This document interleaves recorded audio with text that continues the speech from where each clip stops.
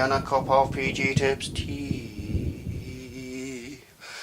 Sorry, a bit of a daft intro, because today we are unboxing and welcoming another vintage, retro, quite rare, British, yes British, PC into the lab. And this has been donated to me by a gentleman called Craig Houghton, who has a YouTube channel called Hippie Rave Rocker, who does loads of different technical stuff, much of which is beyond my level of my head. So there we go. But he has very kindly donated this thing to me for the cost of shipping, and it weighs a ton, because there's a full PC in here, including monitor. There was, with these machines, a flaw, which we'll discuss in a bit, which this one may be suffering from. We don't know. We'll discuss that a bit later. But yeah, he's donated this to me for cost of shipping. Just to give you a sense of scale, here's an ugly bugger. So let's unbox this bugger, because people in the Facebook group have been seeing about this for weeks. And let's set it up and see what it can do. There's quite a bit of stuff in here. So I've already cut it open. Save time on the video. And I can see the goodiness. Alright, first thing we're going to do is pull out El Monitor, as it's at the top. El Monitor is here. Now, I can't see what you can see, so I'll just pull the covers off.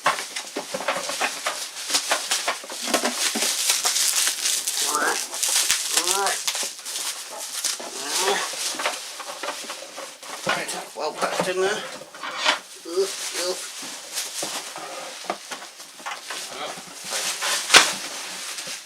Okay, we have our monitor. See if you can see. There it is. Which is an Amstrad monitor. Power button there. Quite yellow as expected, but I do have plans to retrobrite this thing this coming summer. Could retrobrite it now, but it'd be useless because it's the British winter, which it just involves cloud, some snow, a lot of rain and a lot of wind, so a bit pointless. There's no UV around. I could lie naked on my patio all winter and not get a tan, and I'm very white skinned. So that's its monitor. Let's put that to one side. Now in here we have other bits. I have no idea what that is, but I'll put it to one side. I've got books, keyboard, stuff, and stuff. Discs, yes. Okie dokie. Right, so what's left to do? I shall pull out the system itself. Ta-da! It is the bubble wrap. A quite rare. Oh, that's nice. Get the wrappings off. It's in there for flying. There we go. They are quite rare these days. Amstrad PC 2086D, which is a 8086 machine. I believe it's got VGA. Might be wrong, I shall correct myself. 640k of memory. I shall put this on the table. Yep, this is going to be another candidate for retrobrite. A unique thing about these is the battery bay. This one needs a bit of restoration there. It's been sandpaper on that. This is the BIOS battery, and actually double A's sit on the top under the monitor, so they're easily replaced. Yep, we're going to have to do a little bit of work on that to get that sorted. No issues. That's the system itself. I think this is screwed at the moment, so oh no. The expansion bay, it's very well designed. I'm surprised this didn't take on more. Right, I'll do that later. There is a screw there, and this comes back, and all your expansion bays are here, so you can get at them without having to disassemble the entire machine. On the rear, it's got video out, parallel printer and serial interface, and the display selector. Now, problem is, it's got many dip switches, but that's another problem. I shall put this over here out of the way. I've even arranged a special table just for this computer. Right, coming with this, of course, it would be pretty useless unless it had a keyboard.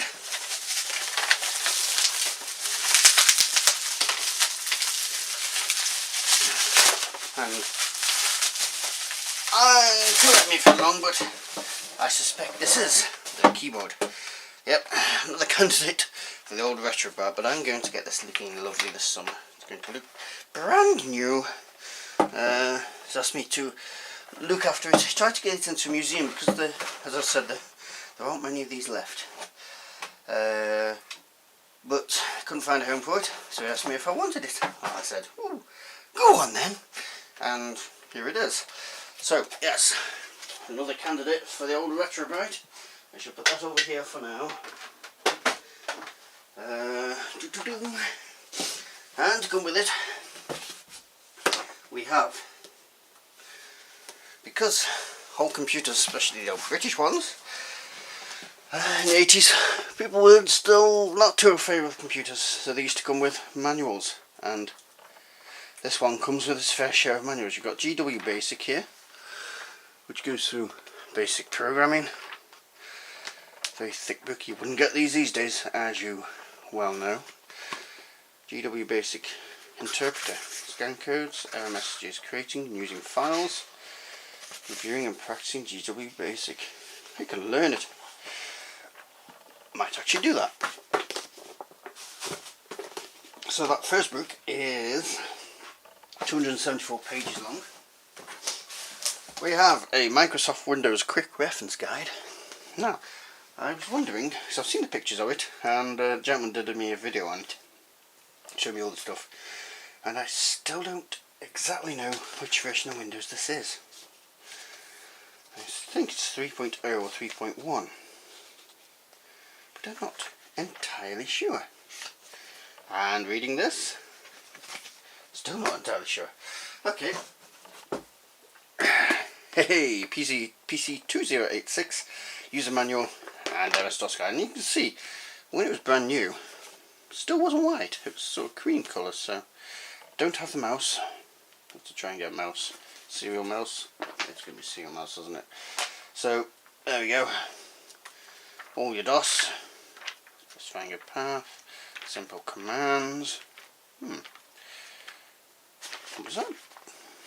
Did I just see transporting the hard drive? That's MS-DOS, right. Cleaning, maintenance.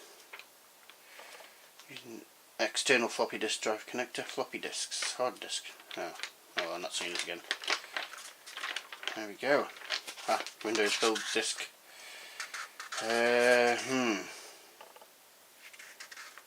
Still doesn't say what version of Windows this is on here.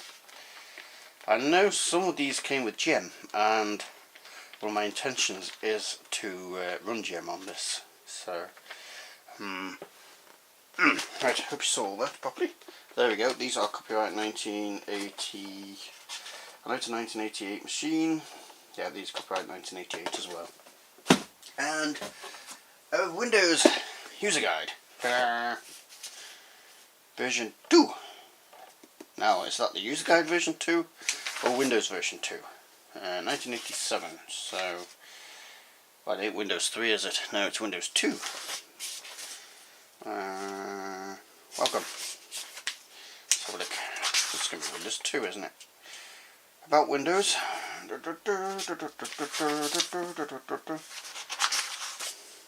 Microsoft Windows.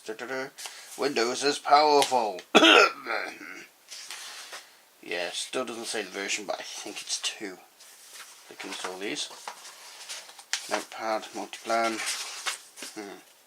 I'm getting obsessed with what version of Windows this is. because this video is going to be done in two. It looks like two. Yeah, this is two. This is two. Because this video is going to be done in two parts. You're going to see it in one part, but I've got to film it in two because I'm getting the stuff unpacked. Then we've got to go do the shopping before I can use it. I'm neglected. Anyway, so there's a big Windows manual that you used to get with it. Isn't that cool? I like it. I've even got a printer that will work with this. No, that's not. Can't get exact page numbers because it keeps resetting. How weird. Strange design. There we go. Sort of stuff you used to get with Amstrad. Put the BIOS batteries in there. So obviously stored them separately. And last but not least, for the pack up box thing. Right, come on. Yes. It's not often you're going to see this, but you're going to see it. Because this thing comes with not copies, but the original discs. PC 2086, MS-DOS, doesn't say which version. Operating system startup and utilities, that's the boot disk. Microsoft Windows, desktop applications. Disk 5, Microsoft Windows Fonts disk 4, utilities disk 3, copyright 87 and 88 Amstrad. Build disk 2 and Windows setup disk 1. Now, as we discussed earlier, there is a flaw with these machines, and that's the hard drive. There are a lot of them packed up. Initially, they thought it was the hard drive controller, but it turned out eventually, according to what I read, is the hard drives that were being supplied were dodgy. So it wasn't Amstrad's fault, but they were getting dodgy hard drives. So the reputation took a big hit on these, and the gentleman who passed it on couldn't get the hard drive to work. But when he did the video to introduce it to me, the hard drive suddenly fired up. I'll show you that video later, because first of all I want to see if it fires up here. So, next thing to do, set this bugger up. You're going to see this straight away. I've got to go shopping first. Nom nom. Nom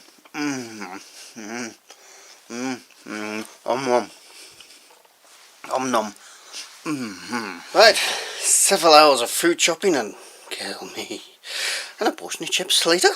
It's time to put this bugger together. So let's do it. Aha! Nice fit. Some nice fresh batteries into the battery bay, which I've just decorroded. Cool.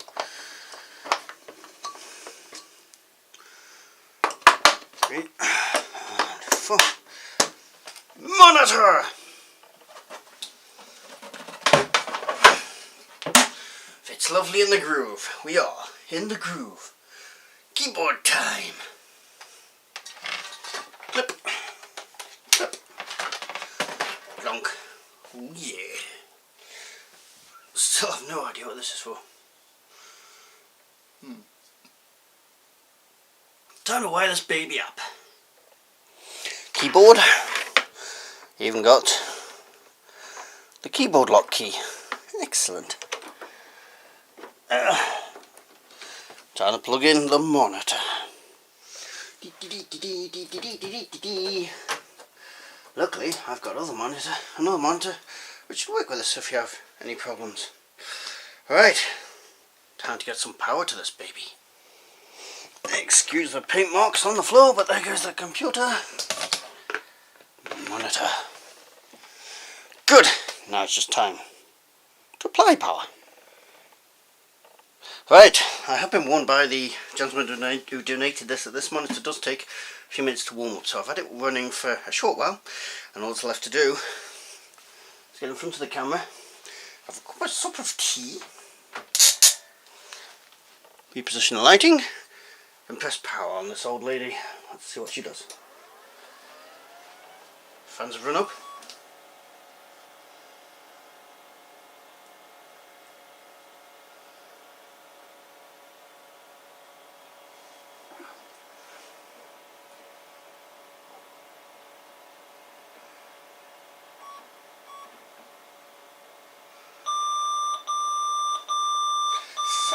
the hard drive's running. Check keyboard lock, keyboard and mouse. Key lock switch.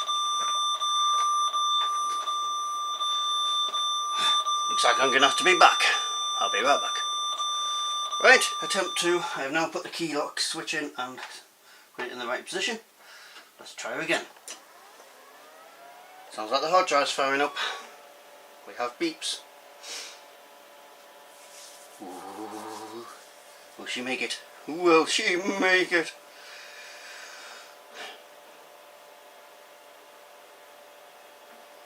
We have flashes. It's deciding. It's looked at the drive. Last used 1980. Don't think so.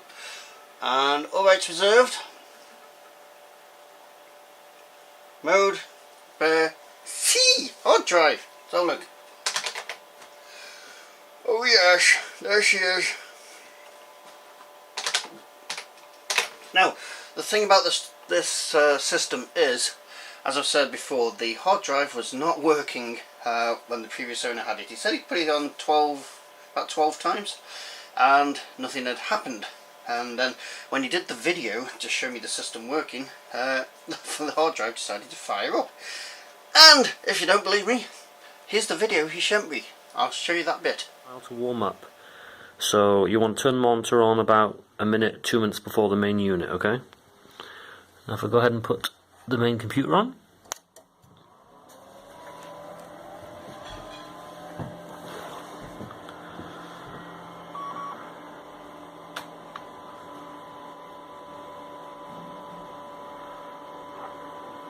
We get a nice please waiting screen.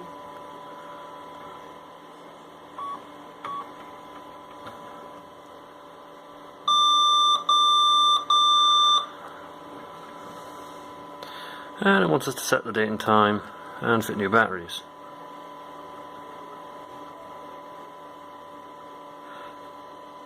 Holy shit. Excuse my French, but when that booted up I thought it sounded a bit different. Previously, up here in the corner, it was giving an error message. So it looks like the hard drive on this has just decided to become alive. Which was the issue I was trying to fix in the first place. So it's possible that hard drive might just be ever so slightly still alive. And I swear, I'm not making this up, I did not expect this. Okay.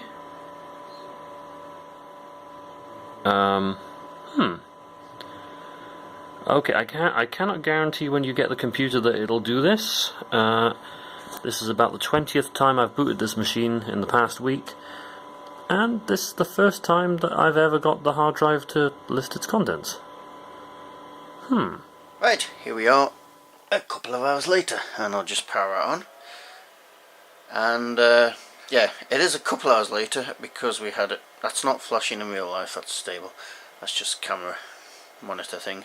It is a couple hours later because we had a few issues. The hard drive could see the directories but couldn't read anything, so we had to do a low-level format, noisy bugger, which took us a while to work out how to do that, but it's all sorted now and the hard drive is back up and running. It's now booting off the hard drive, don't need to use floppies anymore, and here we are into DOS, DOS/write. There we go, as our usual DOS on the hard drive. Sorry about the flashing. Can't help it. We've also have installed nope, 3D Windows. I've installed the Windows 2.03 that came with it. The monitor is slightly off. Should be further there, obviously. So I'll have to get inside it sometime and try and adjust it from inside. But there's Windows 2.02, and I can look around if I put disk B in, Alt B, nope, Control B. There we go. Looks at what's on disk B. We've got disk A as well. So if I go back to disk C, we can do the usual stuff and go to the clock. Ta-da! Don't know how to make that larger or smaller. But there we go. Aha. Let's maximise it. Yeah. Yeah, I used to love that school. Yeah, I was easily pleased. F4, get rid of that. Chair F4, get rid of Windows. That's my Windows session, no problemo. I've also, if I go CD CD games, yeah. I've also installed some games. These are the games I have on the disc for the PPC. So if I go, that's on. I don't know if this will work, so I'm ready to find out. Zaxxon 1984 Sega Enterprises Limited Incorporated. I don't have a mouse at this point for this system, so there we go. 1 or 2 players. It's a bit dark. There we go. Keyboard only, joystick not attached. Very clever. Okay. Play the game. Play 1, your turn. Go! Go, go, go, go! Bugger. It will go a lot brighter. I've just got it turned down at the moment. Right then. There we go. Dodgy controls on this. The advantage of this system is that it does... Oh, you can't hold down the keys. That's unusual. Yeah, it does have a volume control on this system, so you don't have to listen to overly loud music. But there you go. There's the PC 2086D from Amstrad 1988, up and running once again. We'll do a full review of it sometime, looking at everything, perhaps in the summer once it's been retrobrighted. But there you go. And it's just left for me to say thank you to... Where's it gone? I've forgotten names because I'm an idiot. Craig Houghton, who made this possible, donating this to me. And check out his channel. There is a link below to it. So, if you're not subscribed, please subscribe. If you want more of this nuttiness, please leave any comments of your experiences of this system down below. Or you can join our social media. Well, all that stuff is in the description box. So, thank you very much, especially to you, Craig Houghton, and we'll be doing some more videos on this now fixed system. So, thank you! What? You need to quit being dirty. You're a dirty boy.